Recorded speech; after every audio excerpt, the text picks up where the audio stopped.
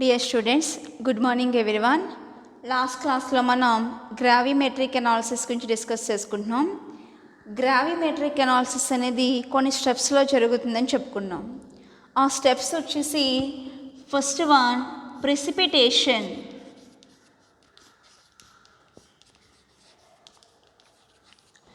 Next one వచ్చేసి digestion,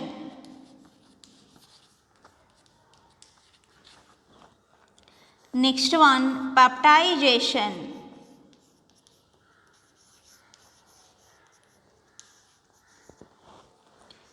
next one వచ్చేసి filtration,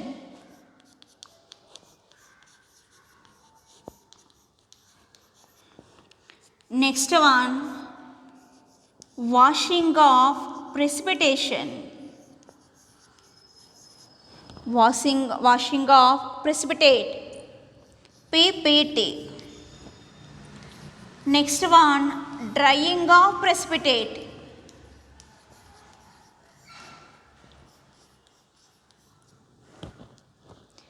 ఇలా మనకి ఇన్ని స్టెప్స్లో గ్రావిమెట్రిక్ అనాలిసిస్ జరుగుతుంది. ఆల్రెడీ ఫస్ట్ స్టెప్ గురించి మనం డిస్కస్ చేసుకున్నాం, సెకండ్ స్టెప్ గురించి కూడా డిస్కస్ చేసుకున్నాం. ఫస్ట్ స్టెప్లో మనకి ప్రెసిపిటేట్ ఫామ్ అవుతుంది. ఏ విధంగా ఫామ్ అవుతుందని చెప్పాం? ఒక సొల్యూషన్ తీసుకోమన్నాం, ఆ సొల్యూషన్కి ఒక రియేజెంట్ని యాడ్ చేయమన్నాం. యాడ్ చేసి మనం స్టీర్ చేస్తూ ఉన్నామనుకోండి, ప్రెసిపిటేట్ ఫామ్ అవుతుంది అని చెప్పాం. దాన్నే ప్రెసిపిటేషన్ అంటాం. మనం ఏ రియేజెంట్ని అయితే యాడ్ చేస్తే సొల్యూషన్ ప్రెసిపిటేట్గా కన్వర్ట్ అవుతుందో ఆ రియేజెంట్ని ప్రెసిపిటేటింగ్ రియేజెంట్ అంటాం అని కూడా చెప్పాం. ఆ రియేజెంట్ని ఏమంటాం? Precipitating reagent. తర్వాత డైజెషన్ గురించి కూడా మాట్లాడుకున్నాం. అంటే ఫస్ట్ స్టెప్లో ప్రెసిపిటేట్ ఫామ్ అయిపోయింది. ఆ ప్రెసిపిటేట్ ఏదైనా కొన్ని సాల్వెంట్స్లో డిజాల్వ్ అయిపోతుంది. ఏదైనా ఒక సాల్వెంట్ని యాడ్ చేసినప్పుడు దానికి సూటబుల్ సాల్వెంట్ని ఈ ఫామ్ అయిన ప్రెసిపిటేట్ అనేది డిజాల్వ్ అయిపోతుంది. అలా డిజాల్వ్ అవడం రూమ్ టెంపరేచర్ దగ్గర జరిగిందనుకోండి, అలా డిజాల్వ్ అవడాన్ని మనం డైజెషన్ అంటాం. ప్రెసిపిటేట్ అనేది కరిగిపోవడాన్ని, దాన్నే మనం డైజెషన్ అంటాం. అది రూమ్ టెంపరేచర్ దగ్గర జరిగిందనుకోండి, దాన్ని కూలింగ్ డైజెషన్ అంటారని చెప్పాం. అదే డైజెషన్ ప్రాసెస్ హై టెంపరేచర్ దగ్గర జరిగితే, టెంపరేచర్ తెచ్చినప్పుడు మాత్రమే మనకి డిజాల్వ్ అవ్వడం అనేది జరిగితే, కరగడం అనేది మొదలవుతే దాన్ని థర్మల్ డైజెషన్ అంటాం. సో ఇలా మనం డైజెషన్ని 2 టైప్స్ కింద ఉంటుందని కూడా చెప్పుకున్నాం. ఫస్ట్దేమో కూలింగ్ డైజెషన్, సెకండ్ వన్ వచ్చేసి థర్మల్ డైజెషన్. ఫస్ట్ది కూలింగ్ డైజెషన్, సెకండ్ వన్ వచ్చేసి థర్మల్ డైజెషన్. అంతవరకు చెప్పుకున్నాం. ఇక్కడ నెక్స్ట్ రిమైనింగ్ చూద్దాం. ఈ రిమైనింగ్ పెప్టైజేషన్. సో పెప్టైజేషన్లో మనం ఫామ్ అయినటువంటి ప్రెసిపిటేట్ తీసుకుందాం.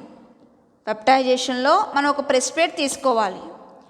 నేను for suppose ferric hydroxide precipitate తీసుకున్నాను.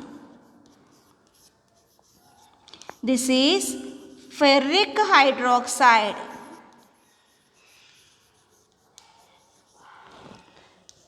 PPT. మనం తీసుకున్నది ఫెర్రిక్ హైడ్రాక్సైడ్ ప్రెసిపిటేట్. దీన్ని తీసుకున్నాను. ఈ ప్రెసిపిటేట్కి ఇప్పుడు ఒక రియేజెంట్ని యాడ్ చేశాను. That is ferric chloride. Ferric hydroxide precipitate తీసుకున్నాము, దానికి ఫెర్రిక్ క్లోరైడ్ రియేజెంట్ని యాడ్ చేసాం. యాడ్ చేసినప్పుడు ఈ ప్రెసిపిటేట్ ఫెర్రిక్ హైడ్రాక్సైడ్ ప్రెసిపిటేట్ కాస్త మనకి ఎలా కన్వర్ట్ అయిందో చూడండి. ఫెర్రిక్ హైడ్రాక్సైడ్ సొల్యూషన్గా మారిపోయింది. ఈ ప్రెసిపిటేట్ కాస్త మనకి ఎలా అయిపోయింది?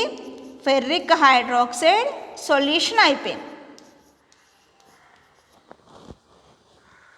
ఈ ప్రాసెస్నే, అంటే ప్రెసిపిటేట్ని కాస్త మనం సొల్యూషన్గా చేంజ్ చేసే ఈ ప్రాసెస్నే మనం పెప్టైజేషన్ అంటాం. సో దిస్ ఈజ్, ఈ ప్రాసెస్ అంతా ఏంటమ్మా? పెప్టైజేషన్.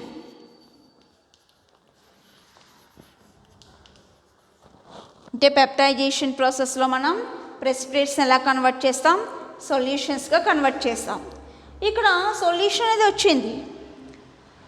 ఈ వచ్చినటువంటి సొల్యూషన్లో పార్టికల్స్ ఉంటాయి. ఈ ఉన్నటువంటి సొల్యూషన్లో పార్టికల్స్ ఉంటాయి. ఈ పార్టికల్స్కి డయామీటర్ రేంజ్ చెక్ చేయాలి. చెక్ చేస్తే ఈ పార్టికల్స్కి diameter range colloidal particles diameter రేంజ్లో ఉన్నాయి. అంటే ఇప్పుడు మనకి ఈ వచ్చినటువంటి సొల్యూషన్ అనేది కొల్లాయిడల్ సొల్యూషన్.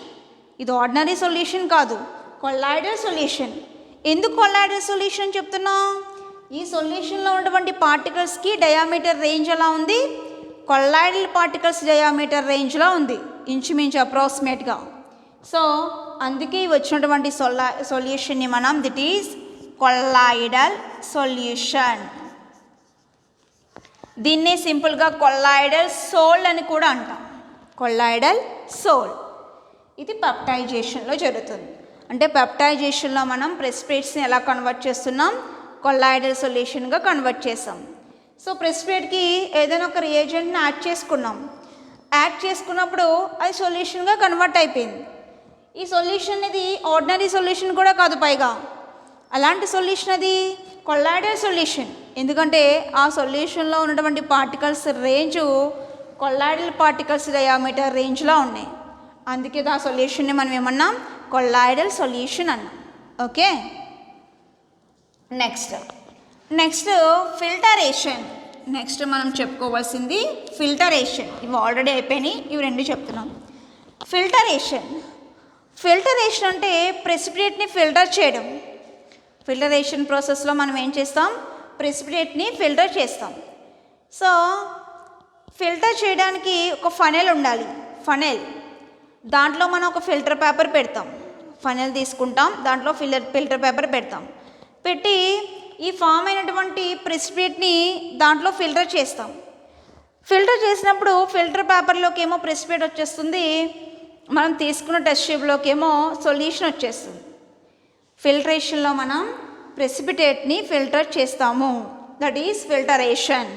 ఓకే, నెక్స్ట్ ఈ వచ్చినటువంటి ప్రెసిపిటేట్ని వాషింగ్ చేయాలి.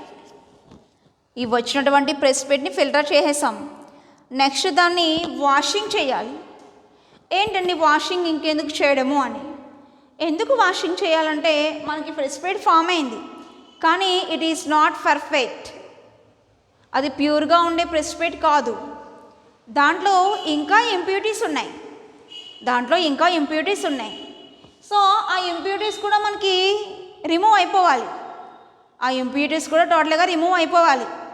అలా రిమూవ్ అయిపోవాలంటే ఆ ప్రెసిపిటేట్ ఉన్నదానికి ఇంకొక సాల్వెంట్ని యాడ్ చేస్తున్నాను. ఆ యాడ్ చేసే సాల్వెంట్ని వాష్ లిక్విడ్ అంటాం మనం.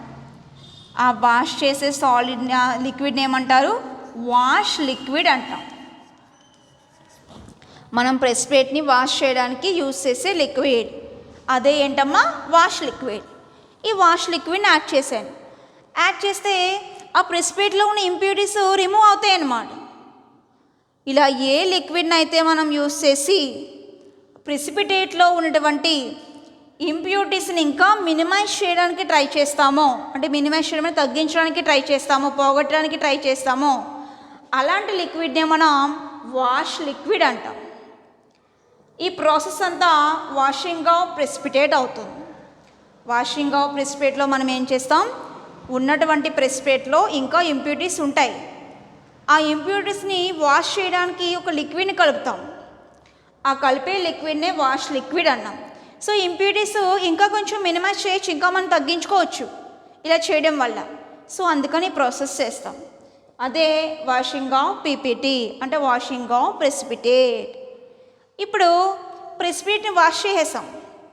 ఈ స్టెప్లో ప్రెసిపిటేట్ని వాష్ చేసేసాం. సో ఇంప్యూరిటీస్ ఎంతో కొంత రిమూవ్ అయిపోయినాయి. నెక్స్ట్ ఆ ప్రెసిపిటేట్ని డ్రైయింగ్ చేయాలి. నెక్స్ట్ స్టెప్లో ప్రెసిపిటేట్ని ఏం చేస్తాం? డ్రై చేస్తాం. అది కొంచెం తడిగా ఉంటుంది కదా, దాన్ని డ్రై చేస్తాం. డ్రై చేస్తే అప్పుడు మనకి సాలిడ్ క్రిస్టల్స్లా వచ్చేస్తాయి. ఆ ప్రెసిపిటేట్ సాలిడ్గా కన్వర్ట్ అయిపోతుంది. దాన్ని డ్రైయింగ్ ఆఫ్ ప్రెసిపిటేట్ అంటాం. దాన్ని ఏమంటాం? డ్రైయింగ్ ఆఫ్ ప్రెసిపిటేట్ అంటాం. ఇంకా నెక్స్ట్ స్టెప్లో వెయింగ్ చేయాలి.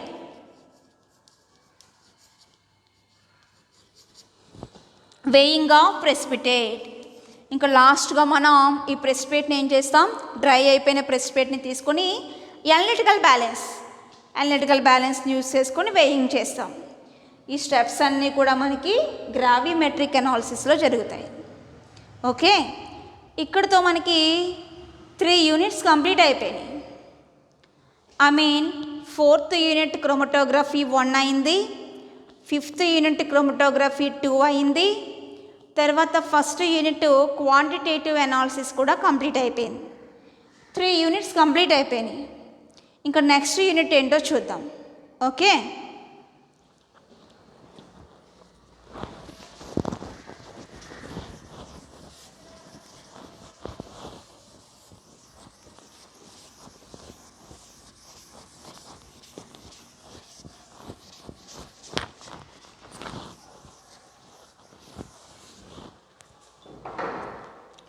నెక్స్ట్ యూనిట్ వచ్చేసి యూనిట్ 3 చెప్దాం. మనకి యూనిట్ 4 అయింది, 5 అయింది, 1 అయింది. Next unit 3. ఈ యూనిట్ 3 వచ్చేసి సెపరేషన్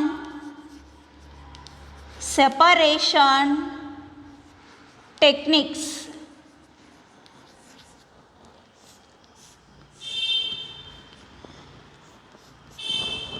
ఈ యూనిట్ 3 వచ్చేసి సెపరేషన్ టెక్నిక్స్. ఓకే, మనకి ఏదైనా ఒక ఇమ్మిసిబుల్ మిక్సర్ ఉందనుకోండి. ఇమ్మిసిబుల్ మిక్సర్ అంటే మిక్సర్ అంటున్నాం కాబట్టి దాంట్లో మోర్ దాన్ 1 కాంపోనెంట్ ఉంటుంది, కానీ ఆ కాంపోనెంట్స్ ఒకదానికోటి కలవు.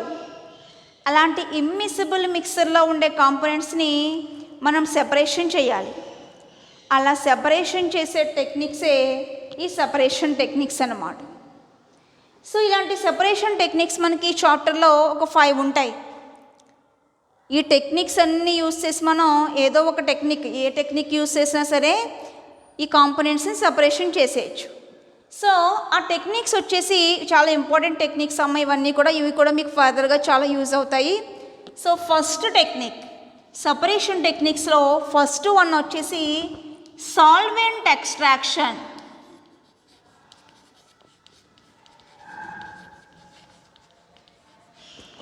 ఫస్ట్ టెక్నిక్ వచ్చేసి సాల్వెంట్ ఎక్స్ట్రాక్షన్. సెకండ్ వన్ వచ్చేసి batch extraction.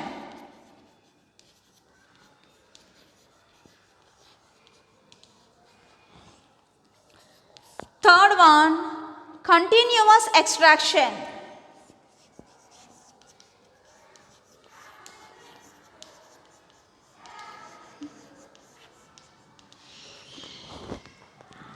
Next one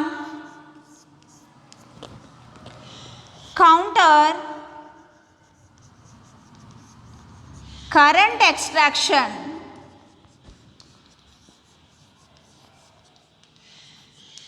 counter current extraction.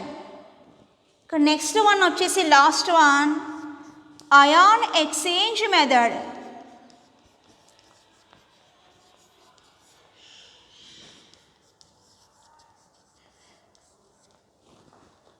Next one వచ్చేసి ion exchange method.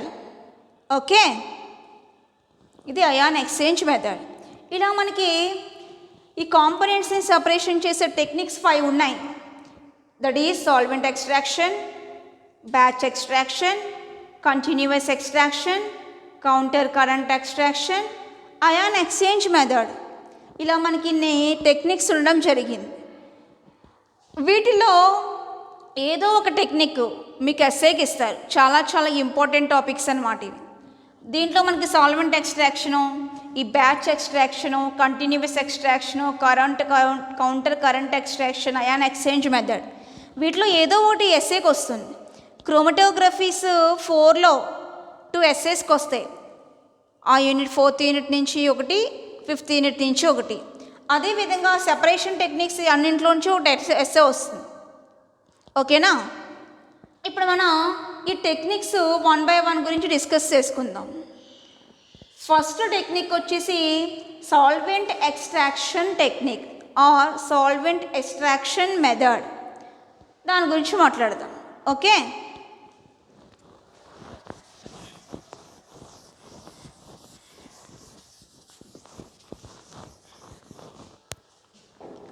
Solvent extraction important essay.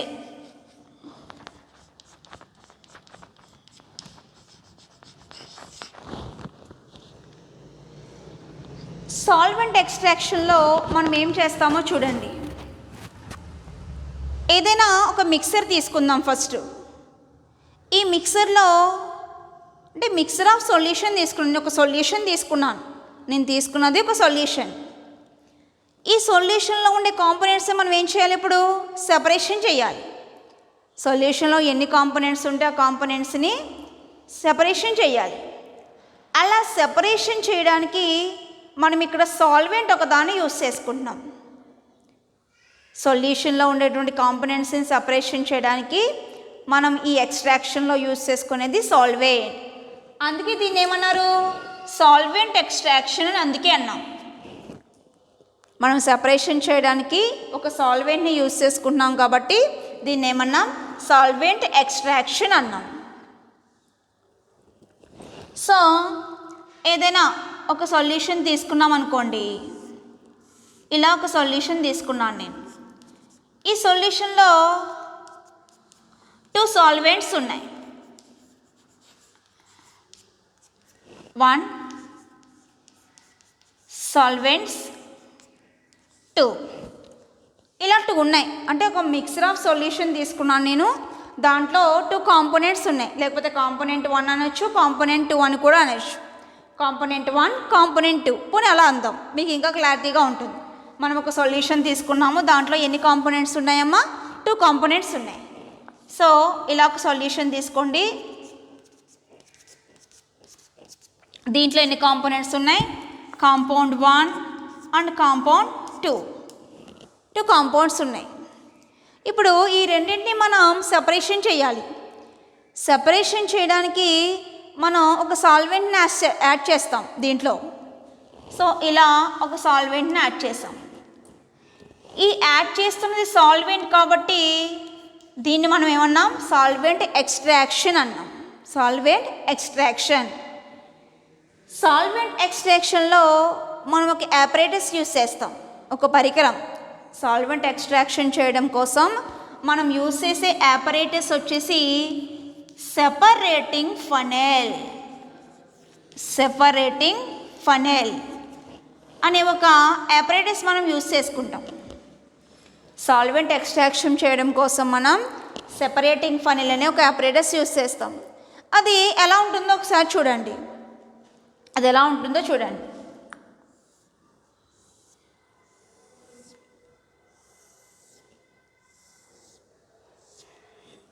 ఇది ఇలా ఉంటుంది. సెపరేటింగ్ ఫనెల్ అనేది ఇలా ఉంటుంది. సో ఇక్కడ మనకి బ్యూరెట్కి ఎలా అయితే ట్యాప్ కనెక్షన్ ఉంటుందో, బ్యూరెట్ మనం ఓపెన్ చేయొచ్చు, క్లోజ్ కూడా చేసేయచ్చు. అలాగే ఇక్కడ ఒక ట్యాప్ లాంటి కనెక్షన్ ఉంటుంది. ఈ పైన లిడ్ కూడా ఉంటుంది. ఈ పైన లిడ్ కూడా ఉంటుంది, మూత. ఈ కిందది ఇది ఓపెన్ చేసే ఉంటుంది, ఈ పైది మాత్రం లిడ్ ఉంటుంది అనమాట. అంటే మనం ఆ లిడ్ తీసుకొని, ఇది సెపరేటింగ్ ఫనెల్ అనుకోండి, ఇది సెపరేటింగ్ ఫనెల్. దీని పక్కన ఇలా ట్యాప్ కనెక్షన్ ఉంటుంది, ఈ కిందది ఓపెన్ చేసే ఉంటుంది. ఈ పైది మాత్రం మనం తీసి సొల్యూషన్ వేసుకోవచ్చు. సొల్యూషన్ వేసేసిన తర్వాత మళ్ళీ లిడ్ ఇలా పెట్టేయచ్చు. అంటే ఇది క్లోజ్ చేసుకోవచ్చు. కానీ బాటంలో కింద ఉండేదాన్ని మాత్రం మనం క్లోజ్ చేసుకోలేము, అది ఓపెన్గానే ఉంటుంది. దీన్ని సెపరేటింగ్ ఫనెల్ అంటాం. ఈ apparatus వచ్చేసి సెపరేటింగ్ ఫనెల్. ఈ సెపరేటింగ్ ఫనెల్ని యూస్ చేసి మనం సాల్వెంట్ ఎక్స్ట్రాక్షన్ చేస్తాం. ఈ apparatus యూస్ చేసి సాల్వెంట్ ఎక్స్ట్రాక్షన్ చేస్తాం. సాల్వెంట్ ఎక్స్ట్రాక్షన్లో ఏం చేస్తాం? ఏదైనా ఒక సొల్యూషన్లో ఒకటి కన్నా ఎక్కువ కాంపౌండ్స్ ఉన్నప్పుడు ఆ కాంపోనెంట్స్ని సెపరేషన్ చేస్తాము. అలా సెపరేషన్ చేయడానికి ఒక సాల్వెంట్ని యూస్ చేసుకుంటాం. అందుకే దీన్ని ఏమన్నా మనం సాల్వెంట్ ఎక్స్ట్రాక్షన్ అన్నాము. ఏ విధంగా చేస్తాము? ఏ విధంగా చేస్తామో చూడండి. ఈ సపరేటింగ్ ఫనెల్ తీసుకుంటాం. ఫస్ట్ తీసుకొని మనం ఏ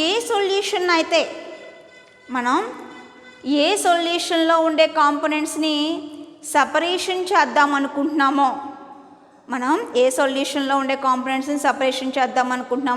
మన దగ్గర ఏ మిక్సర్ అయితే ఉందో రెడీగా ఆ మిక్సర్ని ఫస్ట్ ఈ సపరేటింగ్ ఫనెల్లో వేసేయాలి. ఆ లిడ్ ఓపెన్ చేసి సపరేటింగ్ ఫనెల్లో వేయాలి. వేసిన తర్వాత మనం ఇక్కడ ఏ సాల్వెంట్ని అయితే యూస్ చేసుకుంటున్నామో సపరేషన్ చేయడానికి ఈ టెక్నిక్లో మనం ఏ సాల్వెంట్ని అయితే యూస్ చేసుకుంటున్నామో ఆ సాల్వెంట్ని పైన వేయాలి. ఆ సాల్వెంట్ ఇలా పైనే ఉంటుంది. మనం వేసిన సాల్వెంట్ పైనే ఉంది. మన మిక్సర్ ఎక్కడుంది? బాటంలో ఉంది. ఇప్పుడు లిడ్ క్లోజ్ చేసేయాలి, మూత పెట్టేయాలి. మూత పెట్టేసి ఇలా ఉండేదాన్ని ఇలా రివర్స్ చేయండి. అంటే సపరేటింగ్ ఫనెల్ ఇలా ఉంది. దీంట్లో నేను ఏం చేశాను? మూత తీసి సొల్యూషన్ వేశాను. ఇది సొల్యూషన్. దీంట్లో కాంపౌండ్స్ ఉన్నాయి. దీనిపైన ఏం వేశాను? దీనిపైన ఒక సాల్వెంట్ వేశాను. ఇదేమో సాల్వెంట్ పైన ఉంది, సొల్యూషన్ ఏమో కింద ఉంది. వేసేసిన తర్వాత మూత పెట్టేశాను, లిడ్ పెట్టేశాను. పెట్టేసి దీన్ని ఇలా రివర్స్ చేయండి. రివర్స్ చేసి ఇక్కడ ఇలా పట్టుకొని ఇలా ఉండేదాన్ని ఇప్పుడు మూత పెట్టేసి దీన్ని ఇలా రివర్స్ చేశాను. రివర్స్ చేసి షేక్ చేయాలి. ఒక 8 to 10 minutes or 15 minutes shake చేయండి. షేక్ చేయమంటే ఇలా ఊపేయడం కాదు. మనకి షేకింగ్ ఎలా చేయాలో తెలుసు కాబట్టి షేకింగ్ అలా చేయాలి. అంటే ఫాస్ట్గా కాకుండా స్లోగా కాకుండా షేక్ చేయాలి. ఊపేయకూడదు. ఆ సొల్యూషన్ అంతా కింద పడిపోయేలాగా ఊపేయకూడదు. దాన్ని షేక్ చేయండి. షేక్ చేసి ఒక 10 minutes తర్వాత మళ్ళీ రివర్స్ చేయండి. అంటే యథా స్టేజ్కి తీసుకొచ్చేయండి. మనం ఇందాక రివర్స్ చేసాం, రివర్స్ చేసి షేక్ చేసాం. షేక్ చేసి ఇప్పుడు మళ్ళీ మామూలు స్టేజ్కి తీసుకురండి. తీసుకొస్తే ఈ సొల్యూషన్లో ఉన్నటువంటి కాంపౌండ్స్లో ఏదో ఒక కాంపోనెంట్ మనం యాడ్ చేసినటువంటి సాల్వెంట్తో డిస్ట్రిబ్యూట్ అయిపోతుంది. ఏమవుతుందమ్మా? డిస్ట్రిబ్యూట్ అయిపోతుంది. దాంతో కలిసిపోతుంది అనమాట. కలిసిపోయి ఇలా కిందకు వచ్చేస్తుంది. మనం ఇలా షేక్ చేసాం కదా, కిందకు వచ్చేస్తుంది, బాటంకి వచ్చేస్తుంది. ఇప్పుడు ఆ ట్యాప్ ఓపెన్ చేస్తే అది ఈ కింద ఉండేది ఇలా ఒక వెజల్లో ఏదైనా ఒక పాత్ర తీసుకొని ఒక వెజల్ తీసుకొని ఈ ట్యాప్ ఇలా ఆన్ చేశాను. ఆన్ చేస్తే ఈ కింద ఉండేది కాస్త దాంట్లోకి వచ్చేసింది. అంటే ఇప్పుడు సెపరేటింగ్ ఫనెల్లో ఏముంది? ఓన్లీ ఒక కాంపోనెంటే ఉంది. ఇప్పుడు మన వెజల్లో కాంపోనెంట్ ఉంది, మనం యాడ్ చేసిన సాల్వెంట్ కూడా ఉంది. రెండు ఉన్నాయి. సాల్వెంట్ ఉంది, ఒక కాంపోనెంట్ కూడా ఉంది. కానీ నాకు కాంపోనెంటే కావాలి, సాల్వెంట్ అవసరం లేదు. ఈ సాల్వెంట్ మనం చూస్ చేసుకునే సాల్వెంట్ ఎలా ఉండాలో చూడండి. మనం సెలెక్ట్ చేసుకునే సాల్వెంట్ ఈజీలీ ఎవాపరేటెడ్ సాల్వెంట్, అంటే తొందరగా ఎవాపరేట్ అయిపోవాలి. సో నేను సపరేట్ చేసేసి ఆ వెజల్ని ఇలా పెట్టాను. ఆ వెజల్ని ఇలా గాల్లో పెట్టాను. పెడితే దాంట్లో కాంపౌండ్ మాత్రమే మిగలాలి. మనం యాడ్ చేసిన సాల్వెంట్ ఏమైపోవాలి? గాల్లో కలిసిపోవాలి, అంటే ఎవాపరేట్ అయిపోవాలి. అలాంటి ఎవాపరేషన్ నేచర్ ఉన్నటువంటి సాల్వెంట్ని మనం సెలెక్ట్ చేసుకోవాలి. ఓకే, ఈ విధంగా మనం సపరేషన్ చేస్తాం. దేంట్లోని సొల్యూషన్లో ఉండే కాంపోనెంట్స్. అర్థమైందా? ఒకసారి మళ్ళీ రివైజ్ చేస్తున్నాను చూడండి. ఇక్కడ మనం సాల్వెంట్ ఎక్స్ట్రాక్షన్ మెథడ్లో మనం ఏం చేస్తామంటే ఇది ఒక separation technique. First of all it is a separation technique. Separation technique అంటున్నాం కాబట్టి కాంపోనెంట్స్ని సెపరేషన్ చేయడానికి యూజ్ అవుతుంది. దేంట్లో ఉండే కాంపోనెంట్స్ని, ఏదైనా ఒక సొల్యూషన్లో ఉండే కాంపోనెంట్స్ని సెపరేషన్ చేయడానికి యూజ్ అవుతుంది. నేను అలాంటి ఒక సొల్యూషన్ తీసుకున్నాను. ఈ సొల్యూషన్లో ఎన్ని కాంపోనెంట్స్ ఉన్నాయి? 2 కాంపోనెంట్స్ ఉన్నాయి. ఈ 2 కాంపోనెంట్స్ని మనం ఇప్పుడు సెపరేషన్ చేయాలి. సెపరేషన్ చేయడానికి సూటబుల్ సాల్వెంట్ని యాడ్ చేశాను. ఈ సాల్వెంట్ ఈ సొల్యూషన్లో ఉన్నటువంటి కాంపోనెంట్స్తో డిస్ట్రిబ్యూట్ అయిపోతుంది. రెండింటితోనే అవదు, రెండింటితోనే అవుతే ఉపయోగం లేదు కదా. సో ఏదో ఒక కాంపోనెంట్తో డిస్ట్రిబ్యూట్ అవుతుంది. అంటే ఇక్కడ మనకి జరిగేది డిస్ట్రిబ్యూషన్ లా. ఏ లా మీద డిపెండ్ అయి జరుగుతుంది ఎక్స్ట్రాక్షన్ అనేది? డిస్ట్రిబ్యూషన్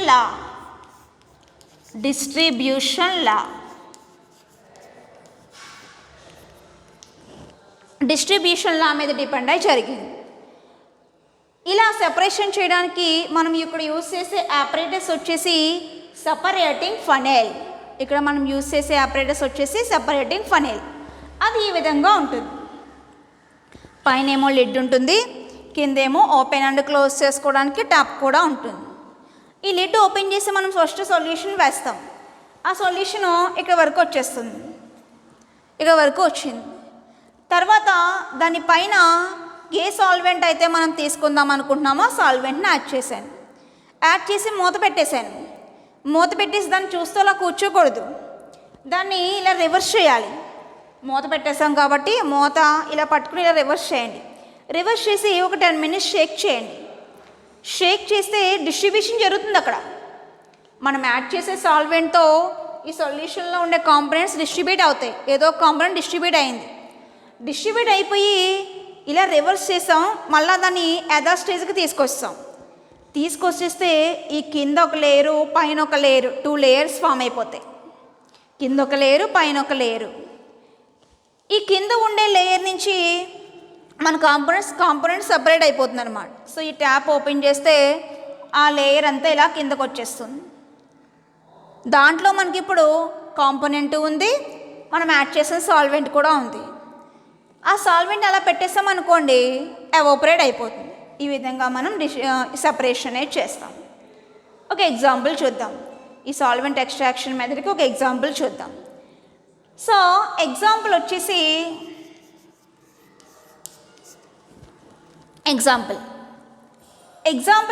ఏం చేస్తున్నానో చూడండి. బ్యూటైరిక్ యాసిడ్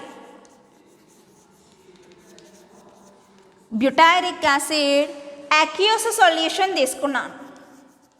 తీసుకున్న సొల్యూషన్ ఎలాంటిదమ్మా? Butyric acid aqueous solution. ఒక సొల్యూషన్ తీసుకోవాలి కదా మనం. ఆ సొల్యూషన్లో ఎవరెవరు ఉన్నారు? Butyric acid aqueous solution. ఏంటండి ఒకే పేరు రాశారు కదా, అది సొల్యూషన్లో 2 components ఉన్నాయని ఎలా చెప్తున్నారని. ఇందులో ఉన్నది butyric acid and water. Butyric acid aqueous solution అంటే మీనింగ్ ఏంటంటే బ్యూటైరిక్ యాసిడ్ ప్లస్ వాటర్. ఇవి రెండు ఉన్నటువంటి ఒక సొల్యూషన్ తీసుకున్నాను. ఈ సొల్యూషన్కి ఇప్పుడు నేను యాడ్ చేసేటటువంటి సాల్వెంట్, ఈ సాల్వెంట్ డైఎథైల్ ఈథర్.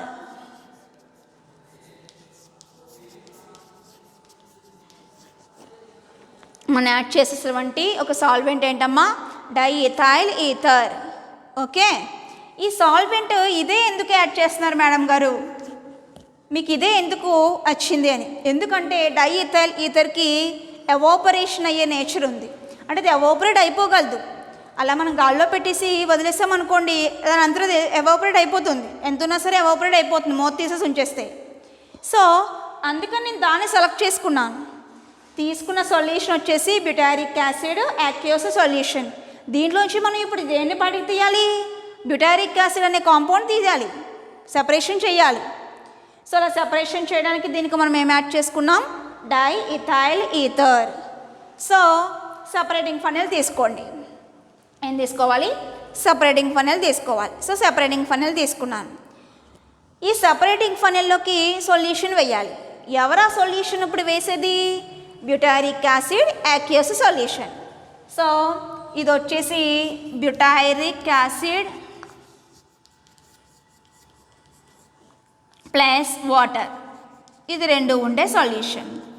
దీంట్లోకి యాడ్ చేసినటువంటి సాల్వెంట్ ఎవరు? ఈ సాల్వెంట్ వచ్చేసి డైఎథైల్ ఈథర్. రెండింటిని యాడ్ చేశాను. యాడ్ చేసి దీన్ని ఇలా ఉండేదాన్ని ఇలా రివర్స్ చేశాను, లిడ్ పెట్టేశాను. యాడ్ చేసిన తర్వాత లిడ్ పెట్టేశాను. ఇలా ఉండేది లిడ్ పెట్టేశాను. లిడ్ పెట్టి దీన్ని ఇలా రివర్స్ చేశాను. రివర్స్ చేసి షేక్ చేశాను. ఒక 10 minutes or 8 minutes షేక్ చేశాను. షేక్ చేసిన తర్వాత ఇందులో ఉన్నటువంటి డైఎథైల్ ఈథర్, మనం యాడ్ చేసినటువంటి డైఎథైల్ ఈథర్ బ్యూటైరిక్ యాసిడ్తో డిస్ట్రిబ్యూట్ అయిపోయింది. బ్యూటైరిక్ యాసిడ్తో డిస్ట్రిబ్యూట్ అయింది.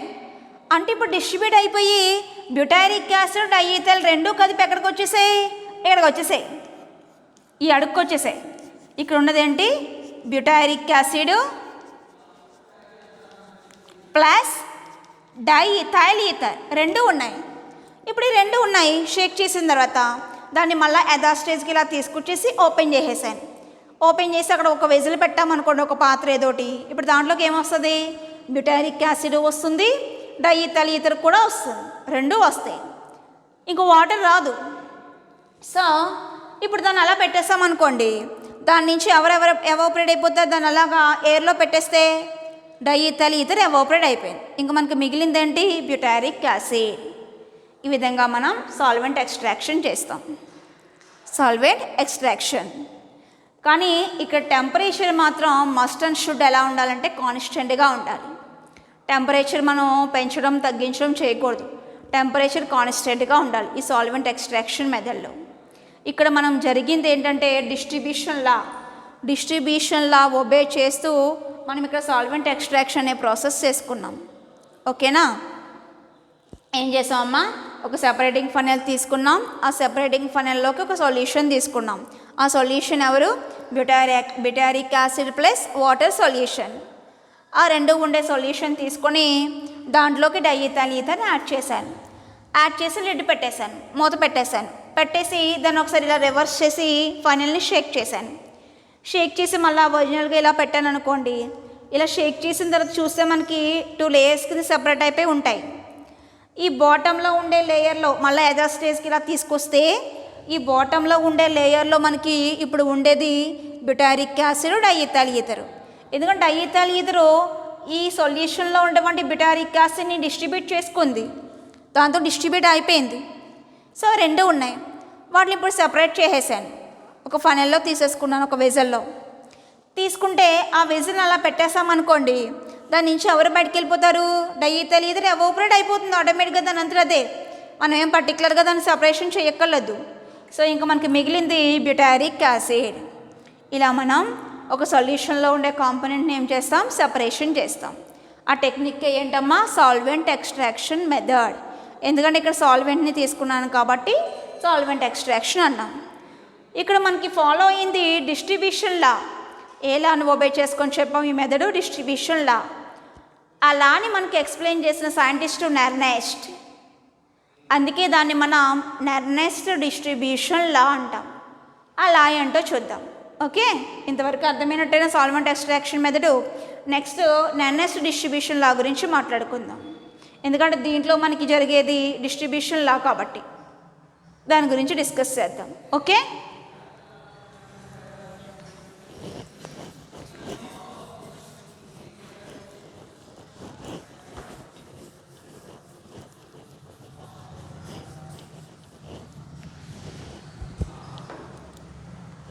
నెక్స్ట్ నెర్నెస్ట్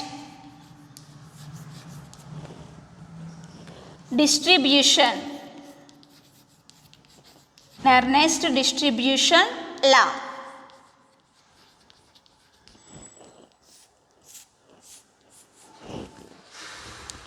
ఈ నెర్నెస్ట్ డిస్ట్రిబ్యూషన్ లాలో డిస్ట్రిబ్యూషన్ జరుగుతుంది. నేను ఏదైనా ఒక సొల్యూషన్ తీసుకున్నాను, దీంట్లో 2 కాంపోనెంట్స్ ఉన్నాయి, కాంపౌండ్ 1, కాంపౌండ్ 2. వీటికి కాన్సన్ట్రేషన్స్ ఉంటాయి.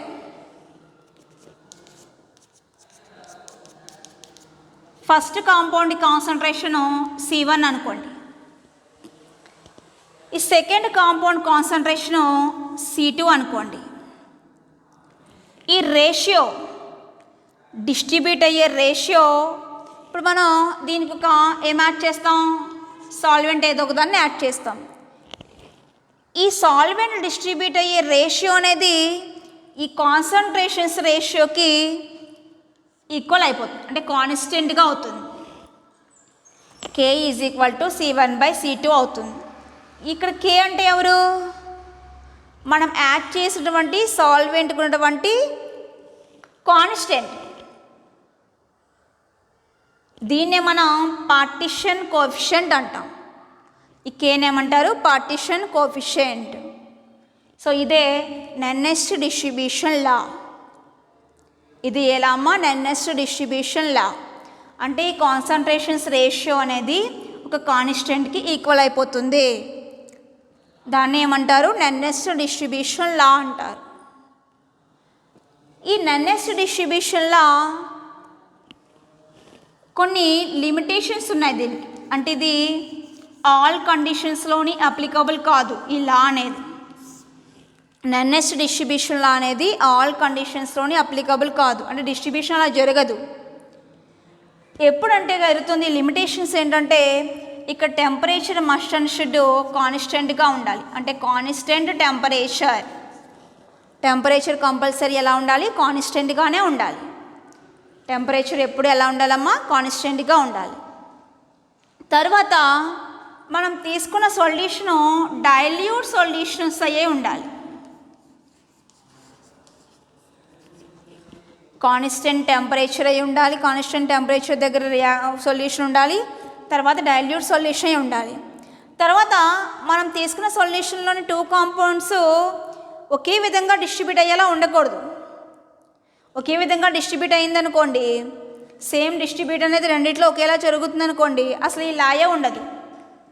సో నెన్నెస్ట్ డిస్ట్రిబ్యూషన్ లా అనేది కాన్స్టెంట్ టెంపరేచర్ దగ్గర మాత్రమే అప్లికబుల్ అవుతుంది.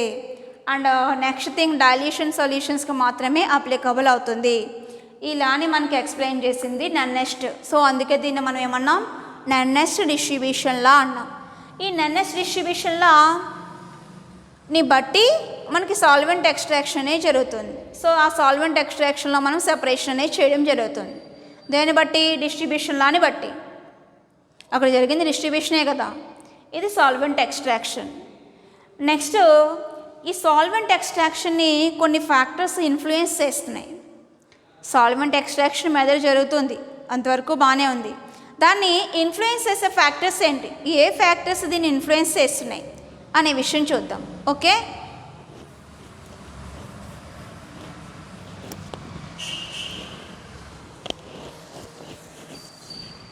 Next factors effecting solvent extraction.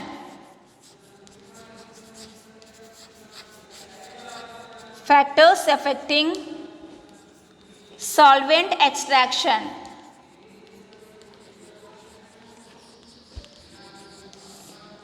ఇది చూద్దాం.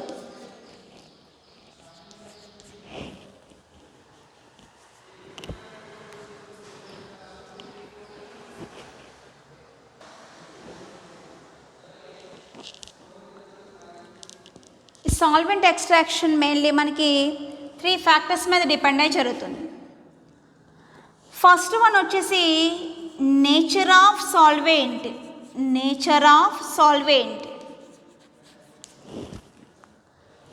సెకండ్ వన్ వచ్చేసి టెంపరేచర్.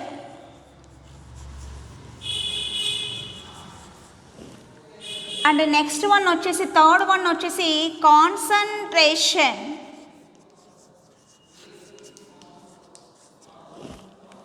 ఈ మూడింటి మీద డిపెండ్ అయి జరుగుతుంది.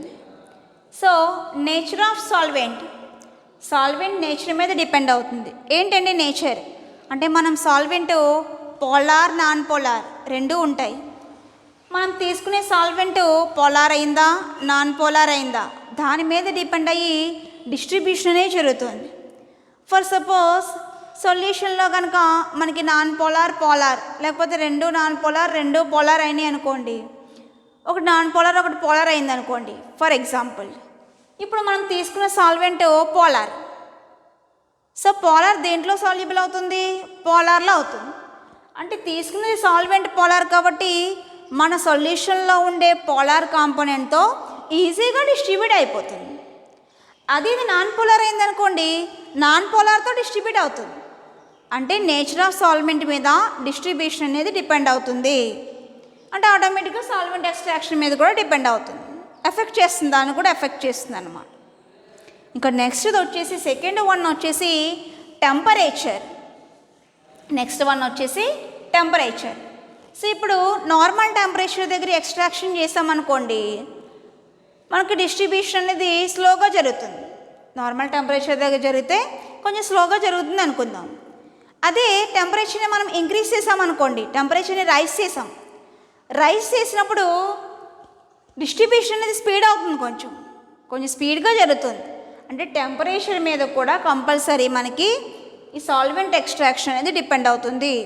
టెంపరేచర్ మనం తగ్గిస్తేనేమో డిస్ట్రిబ్యూషన్ అనేది ఎక్కువ టైం పడుతుంది. డిస్ట్రిబ్యూట్ అవ్వడానికి ఎక్కువ టైం పడుతుంది. సో సెపరేషన్ అవ్వడానికి కూడా ఎక్కువ టైం పట్టేస్తుంది. అలా కాకుండా మనం ఇంకా టెంపరేచర్ని ఇంక్రీజ్ చేసామనుకోండి, అప్పుడు డిస్ట్రిబ్యూషన్ స్పీడప్ అయిపోతుంది.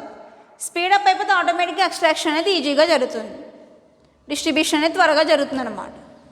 తర్వాత కాన్సన్ట్రేషన్, మనం తీసుకున్న సొల్యూషన్లోని ఉన్నటువంటి కాంపోనెంట్స్ కాన్సన్ట్రేషన్ మీద కూడా డిపెండ్ అవుతుంది.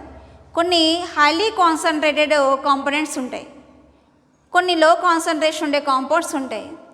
వాటి కాన్సన్ట్రేషన్ని బట్టి అవి సాల్వెంట్తో డిస్ట్రిబ్యూషన్ అనేది జరుగుతుందన్నమాట. సో ఈ సాల్వెంట్ ఎక్స్ట్రాక్షన్ అనేది మెయిన్లీ నేచర్ ఆఫ్ సాల్వెంట్ మీద డిపెండ్ అవుతుంది, టెంపరేచర్ మీద డిపెండ్ అవుతుంది, కాన్సన్ట్రేషన్ మీద కూడా డిపెండ్ అవుతుంది. ఇది సాల్వెంట్ ఎక్స్ట్రాక్షన్ మెథడ్. చాలా చాలా important method and easy method. మిగిలిన ఉన్నటువంటి అన్ని extraction methods, I mean batch extraction, continuous extraction, counter current extraction, ion exchange method, వీటన్నిటితోని కంపైన్ చేస్తుంటే మనకి ఈ సాల్వెంట్ ఎక్స్ట్రాక్షన్ అనేది చాలా ఈజీ మెథడ్. ఓకే, ఇక్కడతో సాల్వెంట్ ఎక్స్ట్రాక్షన్ అనే మెథడ్ కంప్లీట్ అయింది. నెక్స్ట్ క్లాస్లో బ్యాచ్ ఎక్స్ట్రాక్షన్ గురించి తెలుసుకుందాం. ఓకే స్టూడెంట్స్, ఇది చాలా చాలా ఇంపార్టెంట్ ఎస్ఏ క్వశ్చన్. దీన్ని మీరు ఒకసారి చదవండి. ఓకే.